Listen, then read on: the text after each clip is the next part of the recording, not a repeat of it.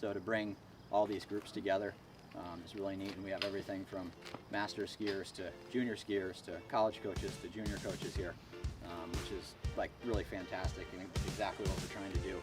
And we're really happy to have Matt Whitcomb here. He's the US World Cup coach. My name is Matt Whitcomb. I'm from Worthington, Massachusetts. I currently reside in Burke, Vermont. We started this clinic in probably 2006 because we considered it the low-hanging fruit for getting all coaches in the U.S. aligned with regards to just a vision, a direction. We have a very hard time coaching this nation because it's the size of a continent, and our skiers are 4 time zones apart in some instances, and with technique being the one thing that all coaches seem to gravitate towards, that can be a good foundation for us. So I really appreciate you coming here. When an athlete comes home back to your program from one of our camps and you hear the coach said do this, perhaps you can then root it to something you learned in the Level 100 clinic, and it can all start to make sense. Warm-up that we'll do with our national team before any high quality session. And so Marty, if you are running an interval session this summer, we would recommend you ski a little bit, ski for 20 minutes, get the body temperature, the muscle temperature up, but then before starting the intervals, we'll go through a dynamic warm-up, and we'll form a circle exactly like this and run through variations of yoga poses or arm spins and whatnot. And I think we'll do that here. But let's just start off by swinging the arms backwards. We'll go five windmills backwards, and then move it forward.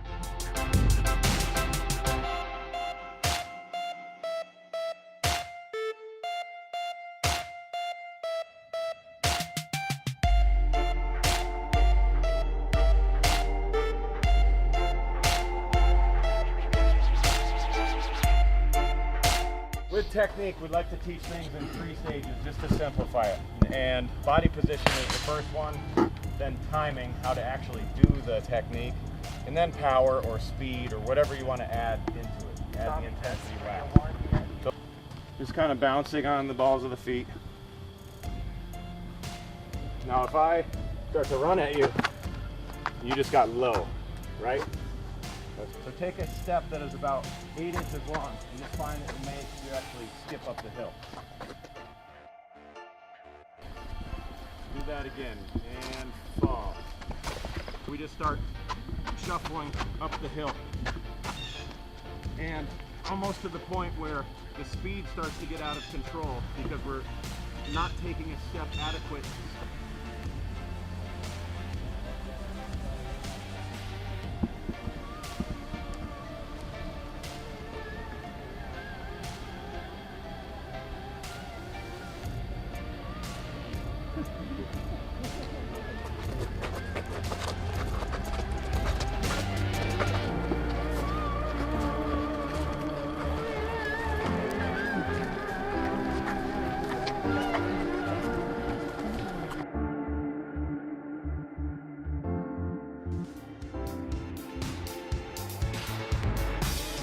Close your eyes and envision a spring between your thumb and your index finger, and you're squeezing it.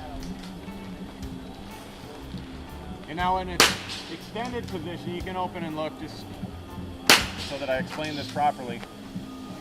You pull the center of the spring out and then compress it, and it's lost all of its elasticity. It's lost all of its rebound. It's lost basically its purpose. And if you can see the body as a human spring and the hips being the center of that spring, I think it's easy to explain to a kid why we want to have the hips as a part of the spring rather than way back. Why would we not want to come back? It feels so good to double pull like this. I mean, I agree, it really does. But the answer is simply that to go from this position, which does accelerate us up to speed pretty effectively, causes us a lot of hassle and a lot of energy to get back up. So if we can compress with the hips relatively under us, we still go back, okay? Our weight will still go to our heels. We just won't go back as far. It may go back to about here in the low position. Then it becomes very easy for the body to just kind of bounce back up, to retrieve everything.